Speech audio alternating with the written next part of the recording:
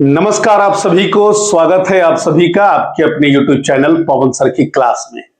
आज सुरक्षित शनिवार है और सुरक्षित शनिवार के लिए आज का जो हमारा विषय है, जो हमारा सब्जेक्ट है, वो है वज्रपात से बचाव की जानकारी। वज्रपात जिसे हम लोग आकाशीय बिजली या ठनका के भी नाम से जानते हैं। तो आज के इस वीडियो में हम समझेंगे कि वज्रपात क्या होता है, ठनका क्या होता है, क्यों गिरता है और इससे बचाव के लिए आप क्या कर सकते हैं। तो पहली बात ये कि वज्रपात या ठनका या आकाशीय बिजली एक प्राकृतिक घटना है। इस घटना को रोकना हमारे बस के बाहर की बात है, लेकिन इस घटना के प्रभाव को हम अपनी सावधानी और सतर्कता से रोक सकते हैं। पहले जानते हैं कि ये वज्रपात होता क्यों है और ठनका गिरता कैसे है। तो जैसे कि आप सभी जानते हैं कि दिन में सूर्य की गर्मी पाकर पृथ्वी का जो वायुमंडल होता है वो गर्म हो जाता है और इस कारण पृथ्वी की सतह पर जहां भी पानी है, चाहे वो पानी पोखर में हो, चाहे वो तालाब में हो, नदी में हो, समुद्र में हो, जो भी पानी होता है वो वाष्पीकृत होता है और वाष्प बनकर ऊपर जाता है और बादल बन जाता है। और बादल आप देखे होंगे कि आसमान में आपको बादल तैरते हुए दिखाई पड़ते हैं। इतनी सामान्य जानकारी आप सभी को पता होगी। अब यहां से थोड़ा सा आप इसमें साइंस लगाएं, थोड़ा सा फिजिक्स लगाएं, थोड़ा सा ज्योग्राफी का अगर यदि आपको ज्ञान हो तो यह जानिए कि पृथ्वी की सतह का जो टेम्परेचर होता है, जैसे जैसे आप पृथ्वी की सतह से ऊपर जाते हैं टेम्परेचर में कमी आती है। एक फैक्ट के अनुसार पृथ्वी की सतह से 1 किलोमीटर जाने पर टेम्परेचर 6 डिग्री कम हो जाता है। अब इस एग्जाम्पल को अगर हम ये सेट करें कि यदि पृथ्वी का टेम्परेचर 30 डिग्री सेंटीग्रेड है और यदि आप पृथ्वी के सतह से 1 किलोमीटर ऊपर जाएंगे तो टेम्परेचर जो होगा वो -6 कर दीजिएगा तो 24 डिग्री सेंटीग्रेड हो जाएगा।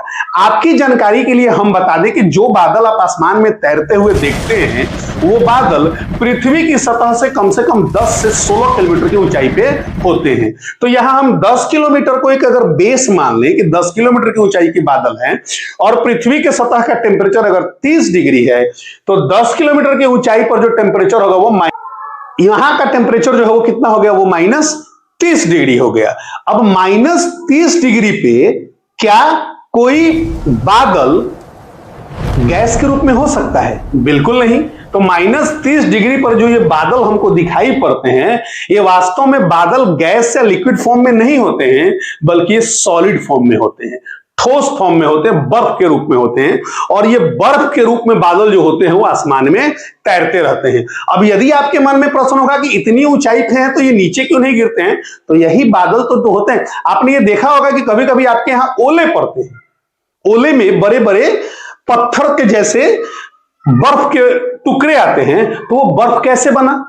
तो वही बर्फ डायरेक्ट जो होता है वो पृथ्वी पर आता है, तो उसको हम लोग ओला पड़ना कहते हैं। अब जब ये बादल ऊपर में बर्फ के रूप में है और ये आपस में तैर रहे हैं तो इनमें टक्कर होता है, आपसी घर्षण होता है और इस आपसी घर्षण के कारण आवेश उत्पन्न होता है, चार्ज उत्पन्न होता है, इलेक्ट्रॉन्स आते हैं। यानी यहां से जब आवेश की उत्पत्ति होती है और इन आवेशों में जो माइनस चार्ज होता है वो बादल के नीचे वाले हिस्से में होता है और जो प्लस चार्ज होता है वो ऊपर वाले हिस्से में होता है। और इसी घर्षण के कारण जैसे ही ये चार्ज उत्पन्न होता है, तो थोड़ा सा फिजिक्स में आप ये जानते हैं कि चार्ज का एक प्रॉपर्टीज होता है कि वह न्यूट्रल होना चाहता है या अपने आप को सर्किट पूरा करना चाहता है। अपना सर्किट पूरा करने का मतलब कि वो निगेटिव जल्दी से किसी प्लस के साथ मिलकर क्या करता है, न्यूट्रल होना चाहता है, उदासीन होना चाहता है। अब ये तो बात आप बादलों के क्रम में समझ गए कि बादलों में आपसी घर्षण के बीच चार्ज की उत्पत्ति होती है और ये चार्ज अपने आप को हमेशा न्यूट्रलाइज करना चाहते हैं। अब आप ये देख रहे हैं कि माइनस प्लस चार्ज ऊपर है और माइनस चार्ज नीचे है। अब यदि पृथ्वी की संरचना को थोड़ा देर आप समझें तो पृथ्वी के सतह पर संवहन धाराएं चलती हैं।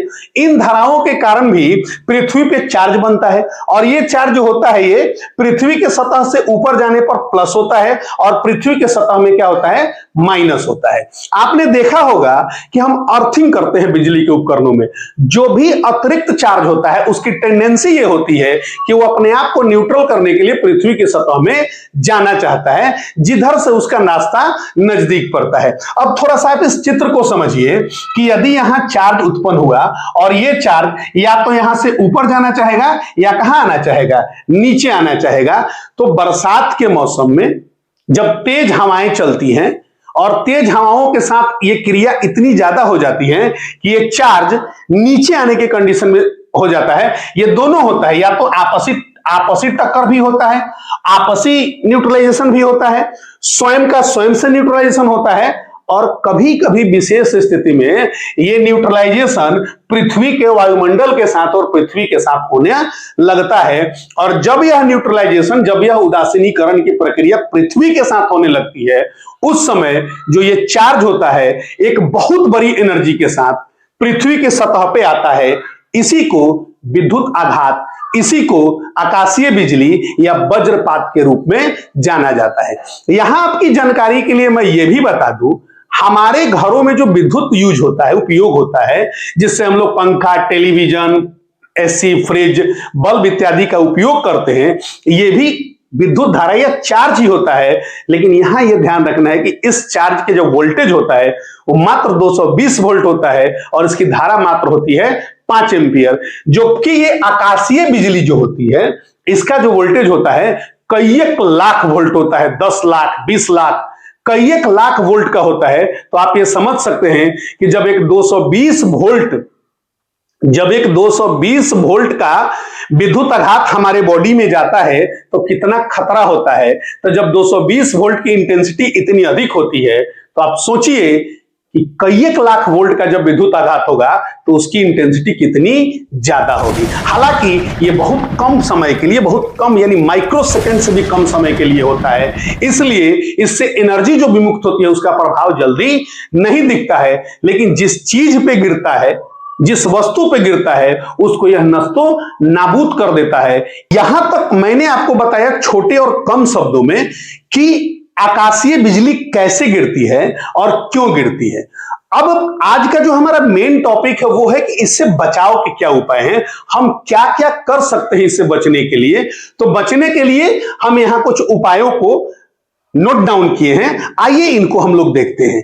सबसे पहला काम, मौसम विभाग के चेतावनी पर हमेशा ध्यान देना है। बरसात के मौसम में ये घटनाएं सबसे ज्यादा होती है और बरसात के मौसम में जब ये घटनाएं ज्यादा होती हैं, और हमारे बिहार में इस घटना का जो ग्राफ है वो पूरे देश में सबसे ज्यादा है। तो यहां मौसम विभाग के द्वारा समय समय पर आपको किसी ना किसी माध्यम से चेतावनी दी जाती है, तो उन चेतावनियों पर विशेष रूप से आपको ध्यान रखने की जरूरत है। आकाश में काले बादल, तेज हवा और गरज होने पर सुरक्षित स्थान पर चले जाएं। जब भी आकाश में काले बादल छाएं, तेज हवाएं बहने लगे और गरज होने लगे तो आप सुरक्षित स्थान पर चले जाएं। खुले मैदान, नदी, तालाब और ऊंचे स्थानों से दूर रहना है। जब भी इस तरह की समस्या आए, आसमान में बादल गरजने लगे, बारिश शुरू हो जाए, हवाएं तेज बहने लगे, तो हमें खुले मैदान में, नदी में, तालाब में और ऊंचे स्थानों से हमें दूर खड़ा रहना है, दूर रहना है, उनके समीप हमें नहीं जाना है। पेड़ों के नीचे खड़े ना हो, किसी भी परिस्थिति में किसी ऊंचे पेड़ के नीचे खड़े नहीं होना है। अक्सर यह देखा जाता है कि जब भी ऐसी समस्या होती है, बारिश होना शुरू हो जाता है, तो लोग क्या करते हैं, पेड़ के नीचे खड़े हो जाते हैं। आप देखिए यहां पेड़ का ऊपरी हिस्सा जो है वो प्लस चार्ज में है और नीचे वाला हिस्सा क्या है, माइनस चार्ज में है। तो अगर यहां से बिजली आघात होता है, विद्युत आघात डिस्चार्ज होता है, तो सबसे पहले इस पे गिरने की संभावना बहुत अधिक होती है ना। इसलिए किसी भी परिस्थिति में पेड़ के नीचे खड़ा नहीं होना चाहिए और ऊंचे पेड़ के नीचे तो बिल्कुल ही नहीं खड़ा होना चाहिए। अब प्रश्न है कि क्या करें, कहां जाएं? तो सबसे सुरक्षित क्या है, पक्का भवन या बंद वाहन। आप तुरंत जैसे ही बिजली गिरने की संभावना लगे, मौसम खराब होना शुरू हो जाए, आप अपने सारे काम को छोड़कर वहां अगल बगल में जो भी पक्का भवन हो या कोई गाड़ी हो, तो गाड़ी को बंद वाहन का मतलब बंद नहीं, बंद वाहन का मतलब चारों तरफ से उसके खिड़की दरवाजे बंद होने चाहिए, उस वाहन में शरण लें। ज्यादा बेटर यह होगा कि आप किसी पक्के भवन में चले जाएं। और पक्के भवन अगर अगल बगल में ना हो तो कोई विद्यालय हो, कोई पंचायत भवन हो, कोई हॉस्पिटल हो या किसी भी प्रकार का पक्का भवन हो, वहां जाकर आप अपना शरण लेंगे।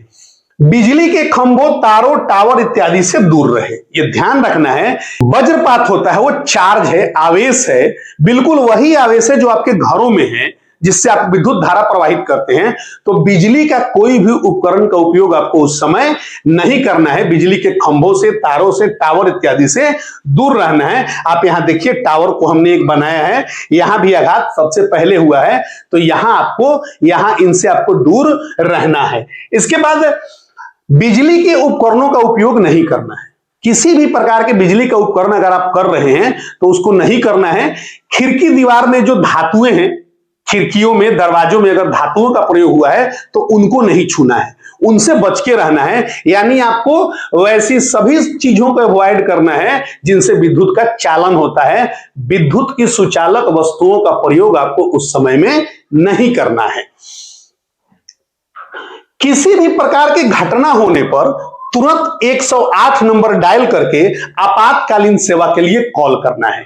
यदि कोई आपके अगल बगल में, इर्द गिर्द में आकाशीय बिजली गिर जाती है और उससे यदि जान माल की हानि हुई है तो उसके लिए सबसे पहला काम आपको क्या करना है कि 108 नंबर इमरजेंसी डायल करके एम्बुलेंस को बुलाना है और रोगी को अस्पताल पहुंचाना है। जो भी पीड़ित है उसको अस्पताल पहुंचाना है। और यदि आपको सीपीआर का प्रशिक्षण प्राप्त है, आप सीपीआर करना चाहते हैं, जानते हैं, तो आपको उस पीड़ित व्यक्ति का सीपीआर करना है। अगर नहीं जानते हैं तो सीपीआर करने की कोई जरूरत नहीं है। आप सीधे एम्बुलेंस को कॉल करेंगे, आपातकालीन सेवा के लिए कॉल करेंगे और पीड़ित व्यक्ति को अस्पताल पहुंचाने में उसकी मदद करेंगे।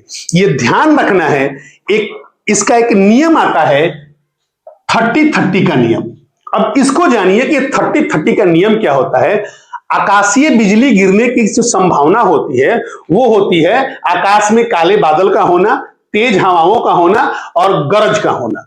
अगर इस तरह गरज और प्रकाश, आप ये जानते हैं कि जब बादल आपस में टकराएंगे, जैसा कि हमने यहां पर बताया कि जब ये टकराएंगे तो यहां से आवाज निकलता है और लाइट निकलता है। अगर आवाज और लाइट निकलने का समय अंतराल 30 सेकंड से कम हो, 30 सेकंड समय अंतराल के अंदर आवाज, गरज और प्रकाश दोनों की उत्पत्ति हो रही है, तो इस बात का अनुमान सबसे ज्यादा होता है कि निकट के जो भी एरिया में इस तरह की घटना हो रही है वहां वज्रपात होगा। तो उसके लिए आपको ये रूल्स फॉलो करने हैं और आपको तुरंत किसी बंद जगह पे जाके शरण ले लेना है। याद रखिए, वज्रपात एक प्राकृतिक घटना है और इससे बचने का और समुदाय को बचाने का सिर्फ और सिर्फ एक ही उपाय है, जानकारी और सतर्कता। तो जानकारी और सतर्कता के अभाव में ही लोगों की जान जाती है। हमने इस वीडियो के माध्यम से आप सभी को वज्रपात के बारे में, इससे होने वाले दुष्प्रभाव के बारे में और इससे बचने के उपायों का एक संक्षिप्त चर्चा किया। आप सभी गुरुजनों से मेरा निवेदन है कि आप अपने विद्यालय में सुरक्षित शनिवार के टॉपिक के दिन अपने बच्चों को इसके बारे में जरूर बताएं और इसके लिए उनको मॉक ड्रिल कराएं ताकि भविष्य में होने वाले खतरों से वो अनजान न रहे। तो इस प्रकार आज के वीडियो में मैंने आपको वज्रपात क्यों होता है, वज्रपात के समय क्या करना चाहिए, इसके बारे में बताया। वीडियो अगर अच्छी लगी हो तो जानकारी को अधिक से अधिक लोगों तक शेयर करें और इस प्रकार हमसे अपडेट रहने के लिए चैनल को सब्सक्राइब जरूर करके वीडियो को एक लाइक करें और कमेंट जरूर करें। बहुत बहुत धन्यवाद। नमस्कार।